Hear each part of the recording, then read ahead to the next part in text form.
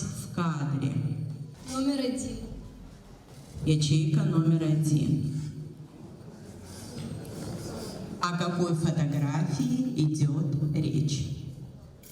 Это инаугурация Владислава Петровича Арзенба с флагом Республики Абхазия 1999. Интеллектуальное состязание казалось непростым. Ребята старались четко и точно отвечать на вопросы. Они показывали не только глубину своих знаний, но и умение быстро принимать решения и эффективно работать в команде. Ребята были активны и хорошо подготовлены. Игра проходила динамично, интересно. Учащиеся волновались, но отлично справлялись даже со сложными вопросами. Школьники поделились своими эмоциями от игры и отметили, что готовились к ней усердно. Мы представляем честь своей школы, мы представляем работу всех наших педагогов, свой труд.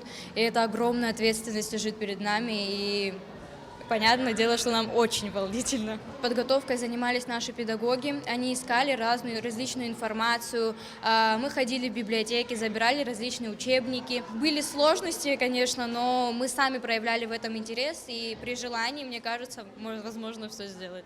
Я проявляю огромный интерес к истории, участвую в различных олимпиадах. И это очень помогает в дальнейшем. Я представляю свою команду Ощанца. Если честно, то очень сильно волнуюсь, потому что не хочу подводить свою команду, но волнение, конечно, присутствует, но мы справляемся. Хочу сказать то, что мы много чего знали и интересного, и сложности были в некоторых моментах, но в принципе мы узнали много нового, и мне кажется, эта информация будет нам полезна в дальнейшем и во многом.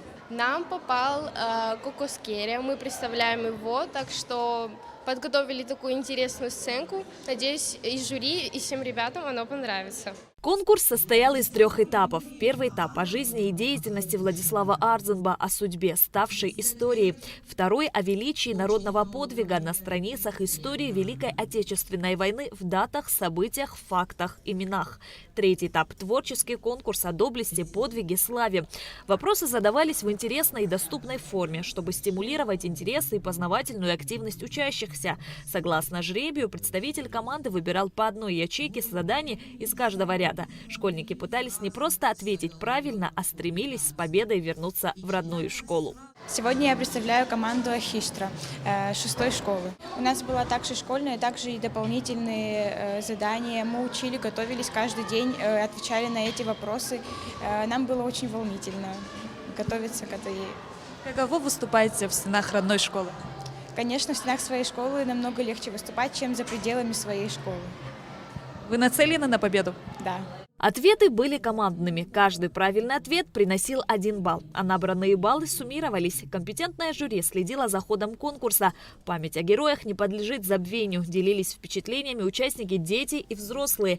Молодые преподаватели истории отметили актуальность тематики, высокий уровень подготовки учащихся. По их мнению, главное в этом мероприятии было не только соревнование, но и важное образовательное значение. Конкурс позволил детям узнать больше об основателе современного абхазского государства, первом президенте Владиславе Арзенба, а также о предпосылках Великой Отечественной войны, о том, какие события и личности оказали наибольшее влияние на исход войны и о важности жертв военных лет для нашего народа. Действительно, детям не просто нравится, они загорелись и хотят изучить как можно больше информации, а и информации действительно много, интересной, которой, к сожалению, за один урок мы не сможем охватить, но благодаря подобного рода мероприятиям, это мероприятие проводится, можно сказать, не только для детей, но и для учителей, для молодых педагогов, таких как я, допустим.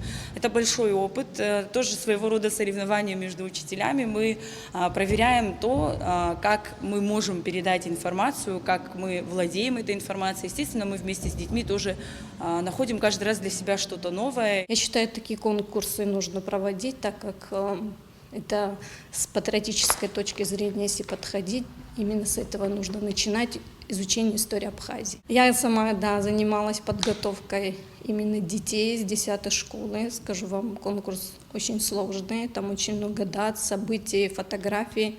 Я думаю, команда неплохо справилась. Данное мероприятие помогает сформировать у учащихся глубокое чувство гордости за свою родину и народ и понимание того, что история и подвиги предков – это основа будущего. После Великой Отечественной войны у нас такой был, знаете, лозунг «Никто не забыт, ничто не забыто». Но я считаю, что сейчас это еще более актуально.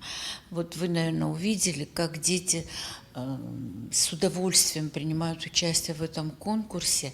Я считаю, что мы должны воспитывать патриотичность в своих детях, мы должны прививать им чувство любви к своей родине, мы должны так им преподносить все это, чтобы они знали историю не только своей родины, но и страны бывшего Советского Союза в общем. В итоге первое место у 3-й школы, второе у 10-й, 6-й, 14-й, 5-й, 2-й. Третье место разделили 16-я, 11-я, 12-я и 4-я школы. Шазина Ханагу, Алексей Агухава, Абхазское телевидение.